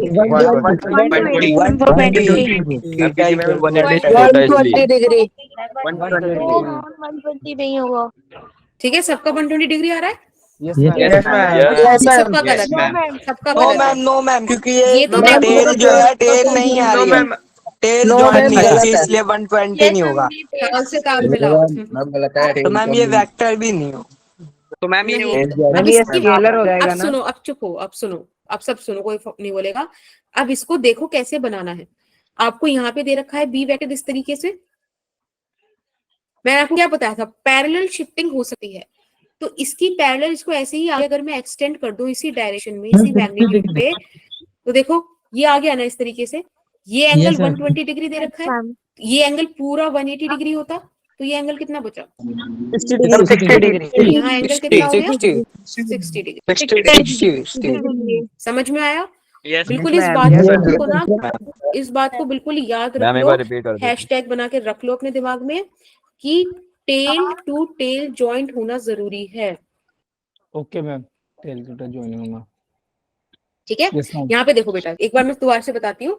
ए वेक्टर ये रहा, और देखो बी वेक्टर, यहाँ पे बी वेक्टर का हेड ए वेक्टर की टेल पे ज्वाइन हो रहा है, लेकिन हमको ये नहीं चाहिए था, हमको टेल से टेल कनेक्ट करके वेक्टर निकालना, वेक्टर का एंगल निकालना होता है, ठीक है, दो वेक्टर्स के बीच का एंगल। तो उसके लिए मैंने क्या करा, इस बी को आगे एक्सटेंड कर दिया उसी डायरेक्शन में, ठीक है, दैट इज वेरी इंपॉर्टेंट। तब देखो ये तो 120 डिग्री मुझे गिवन था, अब एक बात बताओ, ये वही लाइन सेम आगे गई है, तो यहाँ कितना एंगल होगा? This is 180 degree, complete angle, वो हाफ एंगल फॉर्म कर रहा है। तो ये 120 डिग्री, ये पूरा 180 डिग्री, तो 60 डिग्री बचा, 60 डिग्री आंसर। ये पूरा कॉन्सेप्ट फुलफिल कर रहा है कि टेल से टेल कनेक्टेड है, वही वेक्टर्स है। Is that okay? मैम ये जो ये कर दिया हमने पैरेलल शिफ्टिंग। चलो अब बात करते हैं टाइप्स ऑफ वेक्टर्स की, ठीक है। सबसे पहले बात करेंगे पैरेलल वेक्टर्स की। बेटा जब किन्हीं दो वेक्टर्स के बीच 0 डिग्री का एंगल बन रहा हो, जैसे कि आपने पैरेलल शिफ्टिंग में देखा, दो पैरेलल लाइन के बीच में कितना एंगल होता है? 0 डिग्री होता है ना? Yes ma'am. Yes ma'am. Yes ma'am. तो यहाँ पे लिखो 2 vectors having theta is equals to 0 degree in between them, ठीक है। तब हम बोलेंगे दो वेक्टर क्या है? पैरेलल है। Is that okay? Ma'am how कैसे? Yes ma'am. क्या बेटा दीपक? मैम ये कैसे 0 डिग्री है? अच्छा आप बताओ, ये पैरेलल इन दो के बीच में क्या एंगल है? बताओ। 0 डिग्री मैम। एंगल ही नहीं है। नहीं दीपक को बताएं, दीपक बताएगा क्या एंगल है बेटा इन दो के बीच। 0 0 है ना? तो वही तो मैंने बोला, इन्हीं को तो बोला पैरेलल शिफ्टिंग। देखो अगर आपने अभी प्रीवियस क्वेश्चन ही देखो, इस वाले में और इस वाले में क्या एंगल है? 0 degree. Right, 0 degree same direction में। तो ये पैरेलल वेक्टर्स की डेफिनेशन है। और ध्यान रखना एंगल कैसे निकालते हैं, कभी मत भूलना।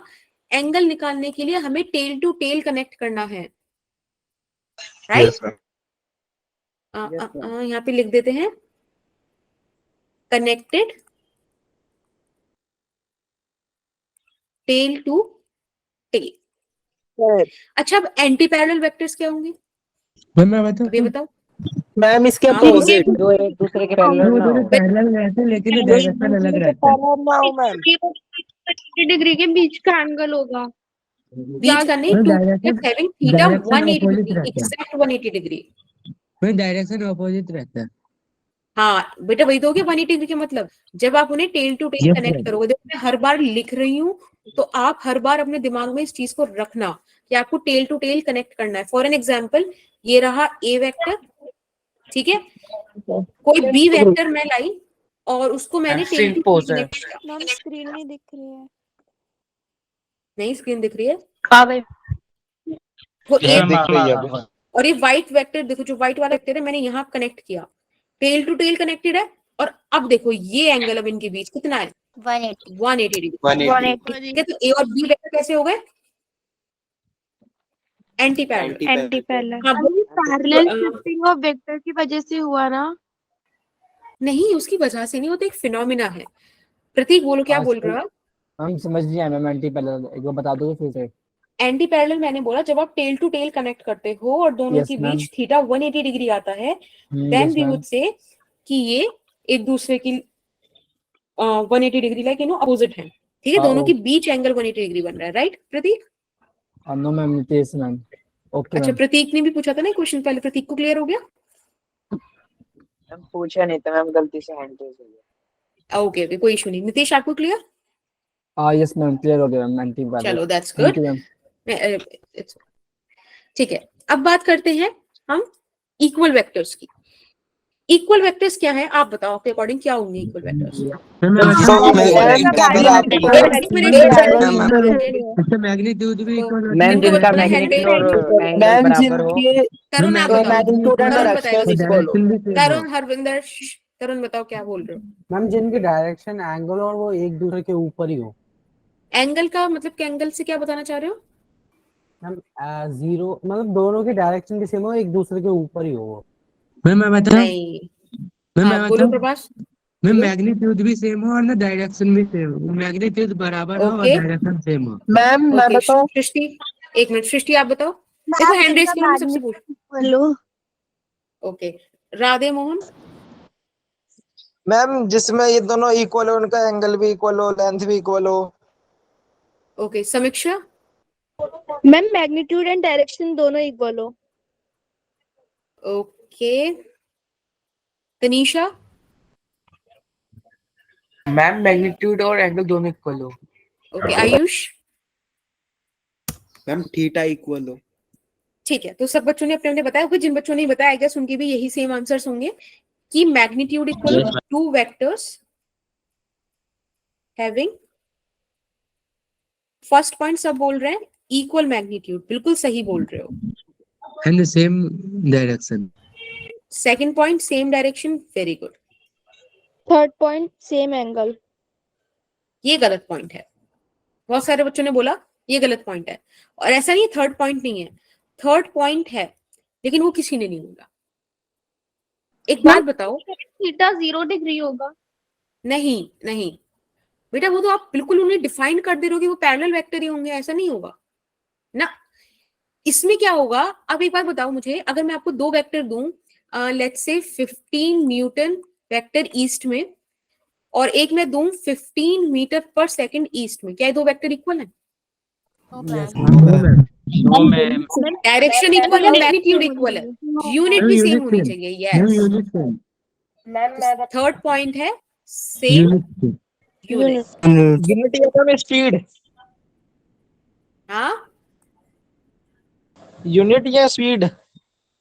यूनिट सेम होनी चाहिए बेटा, स्पीड जरूरी नहीं, फिर फोर्स भी तो एक यूनिट है ना, तो आप फोर्स को स्पीड के बराबर नहीं रख सकते ना।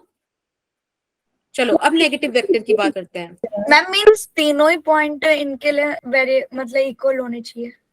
क्या बेटा? वैलिड, मतलब इक्वल वेक्टर्स के लिए कि तीनों पॉइंट्स वैलिड होने चाहिए। हाँ जी, हाँ जी, तीनों पॉइंट होने चाहिए, तभी आप बोल पाओगे कि वो इक्वल वेक्टर्स हैं। Now let's talk about negative vector. Coincident हो जाएंगे, एक दूसरे पे लाई करेंगे। नहीं, वो भी जरूरी नहीं है। नहीं है तो इसके थीटा क्या होगा फिर? थीटा क्या होगा इक्वल? देखो मैंने अभी आपको क्या बताया कि आपको इक्वल वेक्टर्स देखने के लिए सिर्फ ये देखना है, इक्वल मैग्नीट्यूड, इक्वल मैग्नीट्यूड, ठीक है। 15 न्यूटन 15 न्यूटन, ये भी ईस्ट में है, ये भी ईस्ट में है, राइट। तो हमारे पास पहली कंडीशन फुलफिल, दूसरी कंडीशन फुलफिल और यूनिट सेम, तीसरी condition fulfil, vector A vector B both are equal, बस, ठीक है। अब आपका क्वेश्चन क्या है, मुझे वो बताओ कि इनका थीटा क्या होगा जब इनको टेल टू टेल ज्वाइन करेंगे? आप बताओ क्या होगा, आपको क्या लग रहा है? मम्मी तो जाएंगे ना, 90 डिग्री। मैम 0 डिग्री होगा। 180। बिल्कुल मैम बिल्कुल 0 डिग्री। 0 डिग्री। बिल्कुल सेम डायरेक्शन हो गया तो वही बात आ गई ना। मैम 0 डिग्री होगा ना। Yes ma'am, parallel shift yes ma'am 0 degree होगा। हाँ तो आई गेस आप में से लोग बोल रहे थे ना 0 डिग्री, मैंने गलती से उसको सुना नहीं, तो बिल्कुल सही बोल रहे थे, सेम डायरेक्शन 0 डिग्री ही आएगा, पैरेलल वाली चीज आ जाएगी, लेकिन साथ में ये दो कंडीशन और हैं, तो ये तीन कंडीशन टुगेदर होकर इक्वल वेक्टर का क्राइटेरिया पूरा करती है। Is that okay? मैम फिर इसमें तो थीटा 0 ही आएगा। 0 डिग्री होगा। क्या बेटा? मैम इसमें हमेशा थीटा 0 आएगा।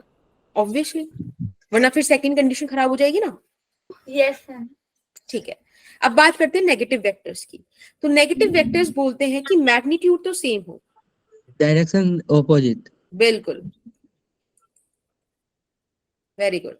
डायरेक्शन अपोजिट मतलब थीटा कितना हो गया? 180 डिग्री।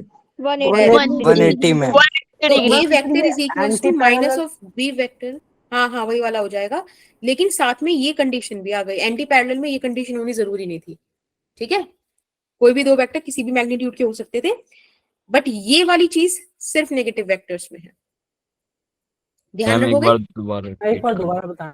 देखो आपने चीज बिल्कुल सही पकड़ी कि इक्वल वेक्टर्स में एंगल वही होगा जो पैरेलल वेक्टर्स में होगा, बट पैरेलल वेक्टर्स में मैग्नीट्यूड और यूनिट की बात नहीं की गई थी। 15 न्यूटन ईस्ट में फोर्स लग रही है और 15 मीटर पर सेकंड स्क्वायर का एक्सेलरेशन ईस्ट में हो रहा है, दोनों वेक्टर्स पैरेलल हैं बट इक्वल नहीं है, समझ रहे हो difference? Similarly force 15 Newton east में लग रही है बट बॉडी मूव 15 मीटर पर सेकंड से वेस्ट में कर रही है, यहां दोनों वेक्टर्स एंटी पैरेलल हैं बट नेगेटिव नहीं है एक दूसरे के। Is that okay? Yes ma'am. चलिए मैम दोबारा समझा दो। मैम समझ नहीं आया। बेटा, मैंने आपको ये बताया, आपको पैरेलल वेक्टर समझ में आते हैं, यस मैम। एंटी पैरेलल समझ में आए? Yes ma'am. Yes, ma'am. Anti parallel वाला रिपीट कर दो। देखो एंटी पैरेलल वेक्टर सिर्फ ये बोल रहा है अगर ये ए वेक्टर है तो टेल से मिलाने के बाद बी वेक्टर ये है, इनके बीच एंगल कितना हो गया 180 डिग्री, तब Yes, A ma'am. Vector and B vector are parallel. देखो एंटी मतलब क्या होता है? अपोजिट, अपोजिट है ना, और पैरेलल भी एक दूसरे के। मैम पैरेलल एक बार वेक्टर नेगेटिव वेक्टर बता दो। ज्वाइन करेंगे? मैम नेगेटिव वेक्टर बता दो। Ma'am negative vector. एक मिनट, एंटी पैरेलल पे किसी को डाउट था? मैम पैरेलल वेक्टर में टेल टू टेल कैसे ज्वाइन करेंगे? बेटा पैरेलल वेक्टर में टेल टू टेल ज्वाइन करने की जरूरत नहीं है, ये ऐसे शो कर दिया, ये आपको ऐसे ही दिख रहा है, ये आप कोइंसाइड करा दोगे तब आप उनके बीच एंगल देख लो। थीटा टेल तो टू टेल ये तो 0। ज्वाइन हो सकता है। देखो ऐसे हो सकता है, जो मैं मेरे पास तो ऑप्शन है कलर चेंज करने का, तो आई विल शो यू। ये देखो ये उसी के ऊपर थीटा कर 0 डिग्री, ठीक है। अब ये रहा एक वेक्टर, दूसरा वेक्टर इसके अपोजिट है, तो वो दिखाने के लिए आपको टेल से इधर ही तो जाना पड़ेगा, अपोजिट डायरेक्शन में। सही बात? Yes ma'am. चलो ये तो पैरेलल एंटी पैरेलल, ये तो पैरेलल लाइन वाली चीज आ गई। अब बात करते हैं null vector, collinear vector, coplanar vector. Ma'am negative vector समझा दो। मैम एक बार नेगेटिव वेक्टर बताना। नेगेटिव वेक्टर बोलता है कि मैग्नीट्यूड, यस मैम। एक मिनट देखो, सबसे पहले बोलता है कि वेक्टर का जो डायरेक्शन है वो अपोजिट हो, यस ठीक है। जिधर की तरफ वेक्टर ए है उसके नेगेटिव का साइन क्यों लगाया? क्योंकि अपोजिट है वो, पैरेलल। देखो बताया तो, ए वेक्टर अगर इस डायरेक्शन में है, बी वेक्टर इस डायरेक्शन में था, अपोजिट नहीं होगा एक दूसरे के। तो Yes, ये ma'am. दिखाने के लिए भाई आप ऐसे समझ लो ना, एक चीज को इधर की तरफ आप पॉजिटिव ले रहे हो, इधर तो नेगेटिव लोगे ना, यस मैम। ऊपर पॉजिटिव ले रहे हो तो नीचे तो नेगेटिव लोगे, वो वाली चीज है बस।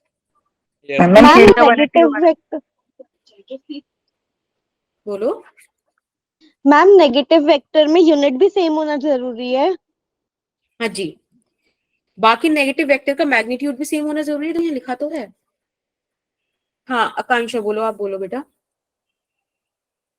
मैम तो एंटी पैरेलल वेक्टर्स जो हैं वो तो नेगेटिव ही हुए। वो नेगेटिव इसलिए नहीं हुआ क्योंकि वहां ये कंडीशन नहीं थी, वहां सिर्फ ये कंडीशन थी। मैग्नीट्यूड इक्वल नहीं दिया वो हुआ भी, ना। हाँ वहां पे सिर्फ एंगल बोला है, वहां पे आपको नहीं बताया दो वेक्टर्स के बारे में। मैंने आपको बताया तो, देखो आप सुन नहीं रहे हो, समझो आप इस चीज को।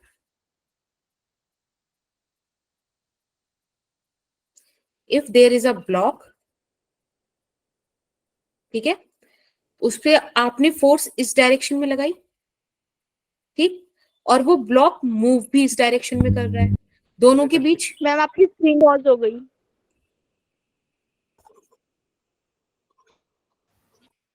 मैम आपकी स्क्रीन पॉज होगी मैम, हम देख रहे हैं मैम।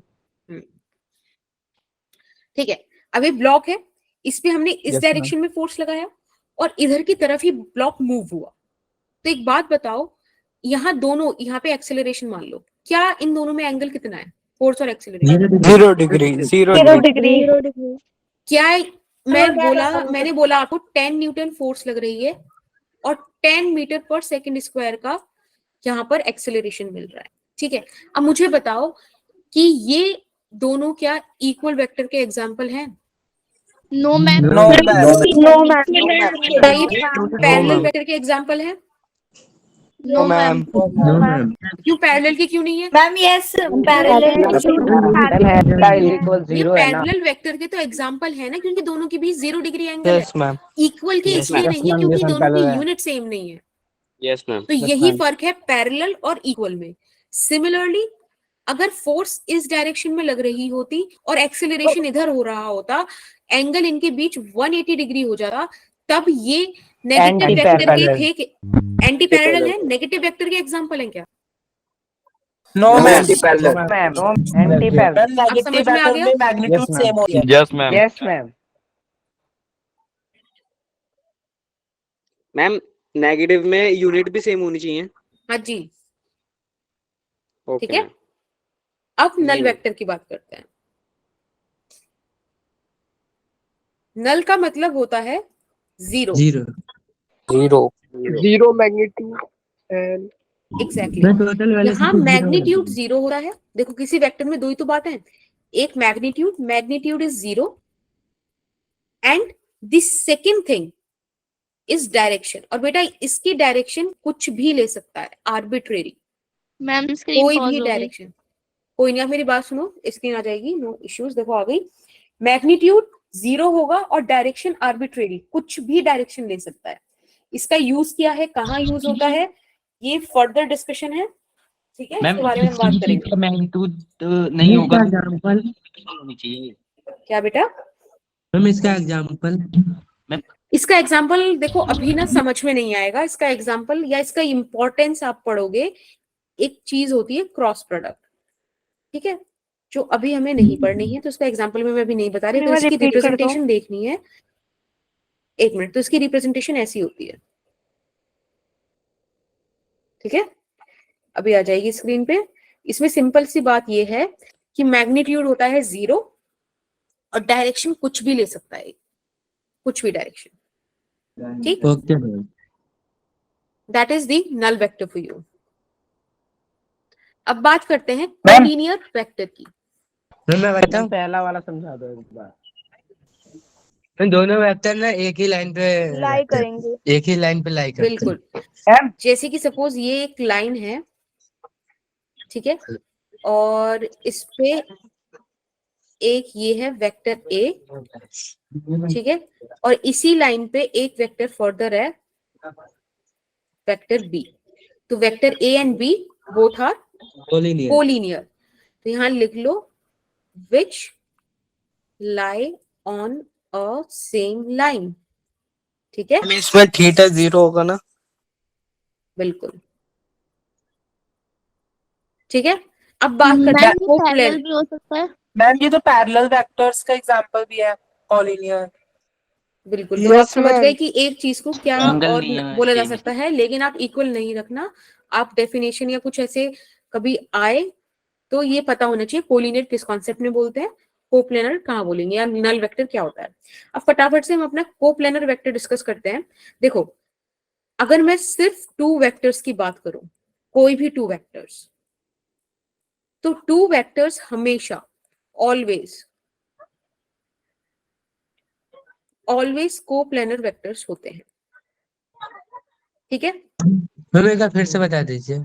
अभी देखो, अभी एक मिनट रुको। देखो कोप्लेनर वेक्टर्स वो वेक्टर्स होते हैं which lie in a same plane. अब प्लेन क्या है, आपने एक्स वाई एक्सिस पढ़ी थी, यस मैम। Yes ma'am. तो दैट एक्स वाई एक्सिस, हाँ, तो that X Y axis is a plane. जैसे कि आपका ये फोन का स्क्रीन जो है वो एक प्लेन है। For an example I have this register here, ठीक है, दिख रहा है ये जो रजिस्टर का टू सरफेस है, this is a plane, okay. तो कोई 2 वेक्टर हैं, एक जैसे सपोज ये हो गया और एक वेक्टर ये हो गया। ये 2 वेक्टर यहाँ पे हैं, दोनों एक ही प्लेन में लाई कर रहे हैं ना, इसी प्लेन में। Yes ma'am. Yes ma'am. ये देखो मैं इनका एंगल चेंज कर दूं, अगर आपको दिख रहा हो तो मैंने इनका ये एंगल इस तरह से चेंज कर दिया और ये गिर भी गए, समथिंग लाइक दिस। इनका कितना भी आप कुछ भी चेंज कर लो, ये किसी ना किसी प्लेन में तो आ ही जाएंगे। तो 2 वेक्टर्स हमेशा प्लेन में रहते हैं, ठीक है। Yes yes ma'am. मैम एक बार फिर से समझा दीजिए। हाँ देखो, जैसे कि ये 2 वेक्टर्स हैं, ठीक है, ये 2 वेक्टर हमेशा किसी ना किसी प्लेन में रहेंगे। चाहे ये कोई प्लेन आ जाए, ये आप कैसे भी रख लो, इनको ऐसे रख लो तो एक प्लेन आ जाएगा, समझ रहे हो, कैसे भी रखो ये हमेशा एक प्लेन में रहेंगे। अगर 3 वेक्टर आ जाएं, 3 वेक्टर्स, तो मे बी और मे नॉट बी, हो सकता है। तीसरा मेरे पास पेन वेन है नहीं यहाँ पे, मैम स्क्रीन शायद पॉज हो गई। देखो मेरे पास ना तीसरा मार्कर वगैरह कुछ है नहीं, जरा अभी आ जाएगी स्क्रीन का, कोई इशू नहीं है, आ गई। मैम इसे ड्रॉ कर कर समझा दो। देखो ड्रॉ करके 2D का बताते हैं। ये देखो ये कोई प्लेन है, प्लेन मतलब जो 2 डायमेंशंस कैरी करता हो, जैसे कि आपका X Y axis. Yes ma'am. अब इसमें कोई भी वेक्टर बना दो, एक ये हो गया, एक वेक्टर ये ऐसे आ गया, कोई भी एंगल हो, कुछ भी, राइट, कुछ भी, ये सारे के सारे एक ही प्लेन में लाई कर रहे हैं, तो ये कोप्लेनर है। हो सकता है मैम इसका मतलब सारे वेक्टर्स कोप्लेनर होते हैं? दो वेक्टर्स, अगर 3 वेक्टर है तो ऐसे समझो, मेरे पास यार कुछ है नहीं फिलहाल दिखाने के लिए, समझो, चलो इसी फोन को समझ लो, फोन एक वेक्टर है, ठीक है, ये रहा एक फोन, फोन प्लेन जैसा लग रहा है, मतलब तुम सिर्फ इसका ये वाला पार्ट देखो, सिर्फ ये वाला, ठीक है, जो इसकी थिकनेस है, ओके मैम। ये एक, बता दीजिए। देखो, हाँ देखो, एक वेक्टर ये हो गया, एक ये हो गया, और एक में ये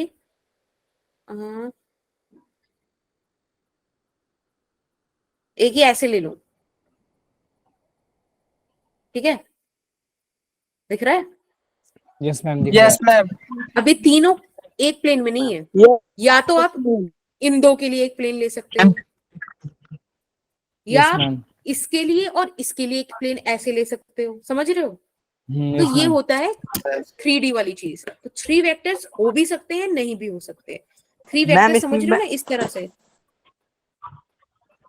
मैम इसमें टेल टू टेल ज्वाइन होना जरूरी है?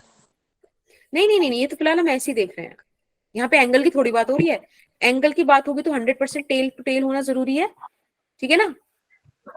ये सिर्फ हम देख रहे हैं कि वो लाई कहाँ कर रहे हैं, तो ये एक ही प्लेन में लाई कर रहे हैं। ठीक है मैम। ठीक है, अभी 1 मिनट में देखती हूँ और किसी को कुछ पूछना है? हाँ, आकांक्षा, आदित्य बोलो, सृष्टि बोलो बेटा। कर दो वेक्टर एक बार है, रिपीट कर दे। हाँ 1 मिनट करूँ, बोलो सृष्टि, आप बोलो। मैम अगर 2 वेक्टर्स है ए बी और वो टेल टू टेल किसी मतलब थीटा 60 डिग्री के एंगल से जॉइंट है, तो फिर वो इन सब में से कौन से में लाई करेंगे? बेटा वो देखो, 2 है सिर्फ ए बी ना, तीसरा तो नहीं है, मैम। 2 Yes, है तो वो ma'am. कोप्लेनर है। बिट्टू आपका Okay, माइक ma'am. ऑन रह गया, बेटा माइक ऑफ करो।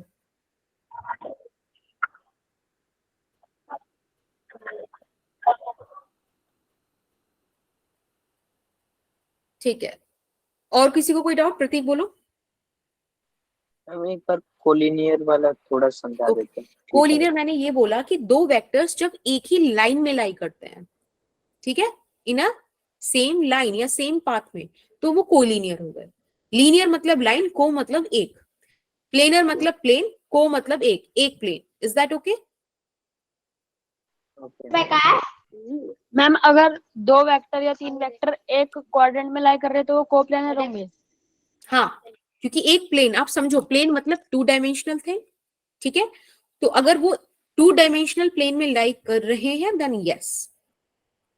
ठीक, एक पेपर की शीट समझ लो, पेपर की sheet is a plane. Ma'am collinear vector में मैग्नीट्यूड कुछ भी हो सकता है? हाँ हाँ हाँ, यहाँ सिर्फ एक लाइन की बात हो रही है, आप जितना लिखा है उस चीज को पढ़ो सिर्फ, ठीक है? मैम मतलब कोप्लेनर में 2 से डिफरेंट ज्यादा होगा। वेक्टर माने जाएंगे क्या? मैम एक बार अगर मैम एक ही प्लेन पे 2 से ज्यादा वेक्टर हो तो हम वो कंसिडर करेंगे? वो सब कोप्लेनर है अगर वो एक ही प्लेन पे लाई कर रहे हैं। मैंने ये बोला कि 2 तो 110% जहां भी होंगे प्लेनर होंगे, ठीक है, कोप्लेनर होंगे, पर अगर 3 आ जाए तो आपको देखना पड़ेगा कि वो कोप्लेनर है कि नहीं। जैसे कि अभी मैंने आपको बताया, जैसे कि आपके सामने जो डायग्राम है, इसमें आप देखो जरा ध्यान से बेटा, ये प्लेन है एक्स वाई प्लेन, इस वाले प्लेन में ये 2 वेक्टर तो कोप्लेनर हैं, लेकिन ये z इनके आउटसाइड लाई कर रहा है, ठीक है, इस प्लेन में नहीं है। अब आप ये वाला ले लो, ये जो z y वाला प्लेन है, इसमें ये x आउटसाइड लाई कर रहा है। सिमिलरली ये जो z x वाला प्लेन है, इसमें ये y आउटसाइड लाई कर रहा है। तो कोई एक ना एक इन तीनों में रह जा रहा है, लेकिन अगर तीनों के तीनों यही लाई कर जाएं तो ये कोप्लेनर है, इसमें कितने भी लाई कर सकते हैं, कोई इसमें दिक्कत नहीं है। मैम इसमें तो इनफिनाइट लाई कर सकते हैं। मैम जैसे जो क्या मैम ये कह सकते हैं, आवाज नहीं आ रही, एक एक करके बोलो या चैट बॉक्स में ड्रॉप करो। मैम ये कह सकते हैं कि जब कोप्लेनर में तीनों को टेल से कनेक्ट कर दिया जाए तो वो 3D में लाई करेंगे 2D में? नहीं,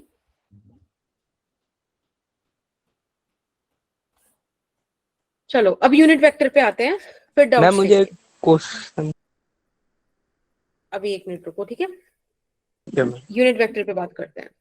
यूनिट वेक्टर देखो, यूनिट मतलब वो वेक्टर, अ वेक्टर जिसका magnitude, a vector has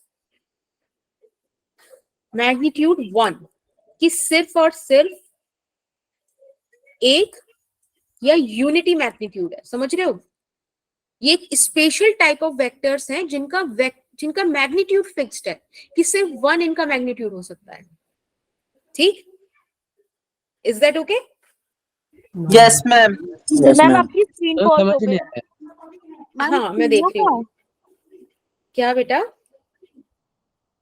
ma'am ये समझ ही नहीं आया। देखो इसमें समझने वाली भी बात कोई नहीं थी, मैंने आपको सिर्फ एक चीज बताई थी कि एक वेक्टर है जिसका मैग्नीट्यूड 1 है और यही फिक्स है, ठीक है?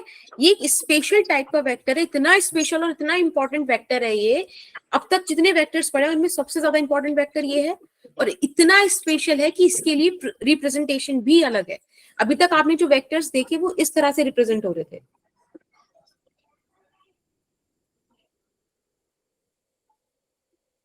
किसका माइक ऑन है? आप देखो, या तो खुद से माइक ऑफ रख लो, वरना फिर मुझे माइक मतलब एक्सेस बंद करना पड़ेगा, फिर हम बात नहीं कर पाएंगे। अभी डाउट्स क्लियर हो जाते हैं ना ऐसे बात करके, तो अपना डाउट पूछो माइक ऑन करके, डाउट नहीं माइक ऑफ कर दो, ठीक है? चलो, मैंने आपको एक सिंपल सी बात बोली कि एक वेक्टर जिसका मैग्नीट्यूड 1 है उसको हम यूनिट वेक्टर बोलते हैं, ठीक है? और ये बहुत स्पेशल वेक्टर है, इस वेक्टर का रिप्रेजेंटेशन अलग है। अगर मैं बोलूं कि ये वेक्टर यूनिट वेक्टर है, तो बेटा इसके ऊपर ना इस तरह से कैप लगती है, एक कैप। अगर कहीं आपको किसी वर्ड के ऊपर कैप दिख रही है तो आप समझ जाओ कि वो यूनिट वेक्टर है, उसका मैग्नीट्यूड 1 होगा। Is that okay? Yes ma'am. Yes ma'am. ठीक है, हमेशा में मैग्नीट्यूड 1 रहता है। हाँ, इस यूनिट वेक्टर को रिप्रेजेंट इस तरह से करते हैं, ठीक? वैसे सारे वेक्टर्स को ऊपर लाइन लगा के करते हैं ना। हाँ, ये इस पे कैप लगती है, क्यों मैम? ओके? मैम इसकी हमेशा मैग्नीट्यूड 1 होती है। फिर से बोलो। मैम यूनिट कुछ भी हो सकता है। यूनिट कुछ भी हो सकता है मतलब? मैम मैग्नीट्यूड 1 होना चाहिए और यूनिट कुछ भी हो सकता है, फोर्स मीटर पर सेकंड स्क्वायर। नहीं नहीं नहीं, ये मीटर पर सेकंड स्क्वायर वाली चीज नहीं है, ये एक बिल्कुल अलग चीज है, ये डायरेक्शन बताता है। देखो फिर से किसी का माइक ऑफ ऑन है, सृष्टि माइक ऑफ करो।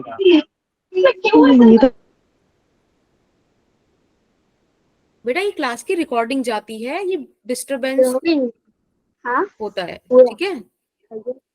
मैम इसका कोई एग्जांपल दे सकते हो? हाँ अभी चलेंगे ना, अब सुनो तो सही, पहले सुनो तो सही, सुनते नहीं हो तुम लोग, पहले पूरी बात हो जाने दिया करो। मैंने बोला कि यूनिट वेक्टर को इस तरह से रिप्रेजेंट करते हैं। अब आप लोगों ने मुझसे एक चीज पूछी थी स्टार्टिंग में कि मैम आपने ये जो वेक्टर है ये मैंने इस तरह से लिखा था, वेक्टर ए, ठीक है? मैंने इसका डायरेक्शन लिखा था ऐसे, वो मैग्नीट्यूड लिखा था ऐसे। आपने पूछा था कि कोई ऐसी चीज है जो डायरेक्शन भी बताती है, तो वो अब आप समझो ये है जो डायरेक्शन बताता है। तो डायरेक्शन ऊपर की तरफ होगा, जिधर की तरफ भी हो, जो भी डायरेक्शन ही बताएगा वो होगा, ठीक है? कोई ऐसा फिक्स्ड नहीं है, ये तो आपको क्वेश्चन में बताया जाएगा कि हाँ ये चीज इंपॉर्टेंट है या वो चीज इंपॉर्टेंट है, उस हिसाब से देखना पड़ेगा। फिलहाल ये एक मिसिंग पार्ट था जो मैंने कहा था, एक पॉइंट में बताऊंगी, and this is that point. अभी डाउट्स लेंगे, पहले सुनो, भी बात पूरी नहीं हुई है। किसी भी वेक्टर को आप कैसे रिप्रेजेंट करते हो? उसके मैग्नीट्यूड से और उसकी डायरेक्शन से, यानी कि इस तरह से। ये एक कंप्लीट वेक्टर रिप्रेजेंटेशन है, ठीक है? ये यूनिट वेक्टर का मतलब क्या है कि जैसे कोई वेक्टर है, सपोज फॉर एन एग्जांपल मैं एक फोर्स ले रही हूं 5 न्यूटन ईस्ट डायरेक्शन में, तो ईस्ट डायरेक्शन में यूनिट वेक्टर, यूनिट मैग्नीट्यूड का वेक्टर, यानी कि 1 यूनिट का वेक्टर ईस्ट डायरेक्शन में शो करेगा ए वेक्टर की डायरेक्शन। यानी कि अगर आपका ए वेक्टर किसी भी डायरेक्शन में, सपोज इस डायरेक्शन में है, तो मैं इस चीज को मैंने देखा कि चलो यहाँ पे सपोज कोई भी वेक्टर आ रहा है, कोई भी चीज आ रही है, लेट्स से कैसे रुझाव, चलो इस चीज को मैं एक एग्जांपल से और बताती हूँ। फिलहाल ये चीज समझ में आ गई, complete representation of a vector. This is the vector A, this is magnitude and it is its direction which is A cap, यानी कि यूनिट वेक्टर। मैम ठीक है, इस कैप की डायरेक्शन की तरफ होगी या ऐसी हमेशा? वेक्टर की डायरेक्शन में होगी, जिधर ए वेक्टर है उधर की डायरेक्शन में। और 3 वेक्टर बड़े फेमस हैं जो यहाँ पे लिखा हुआ है। एक्स एक्सिस में यूनिट वेक्टर होता है आई कैप, फिक्स्ड। एक्स एक्सिस की तरफ जब भी कोई वेक्टर बनाओगे तो वो आई कैप ही होगा, ये फिक्स्ड है। वाई एक्सिस में जे कैप ही होगा, ये भी फिक्स्ड है। और जी एक्सिस में के कैप ही होगा, ये बात भी फिक्स्ड है। Is that okay? Yes ma'am. Yes ma'am. I J K हैं क्या वैसे? यूनिट वेक्टर आप देखो ना, आई कैप है। एक्स एक्सिस में जो यूनिट वेक्टर होता है, जो एक्स एक्सिस की डायरेक्शन में एक यूनिट वेक्टर होता है यूनिट मैग्नीट्यूड का, that is I cap. Y axis में जे कैप और जी एक्सिस में के कैप। ठीक है, आज की क्लास यहीं तक रखते हैं, यूनिट वेक्टर तक। और मैम मैंने ध्यान एक में बार दिया, ये डायग्राम समझा दो। मैम एक बार मैम अपना नंबर दे दीजिए। नंबर देखो ग्रुप पे, कोई चैट में फटाफट से नंबर डाल दो। और मैं ना अब बाकी डाउट्स कर लूंगी। मैं आज थोड़ा टाइम का रिकॉर्ड भूल गई, 7 हो रहा है मेरा, 7:15 पे दूसरी क्लास है। ठीक है,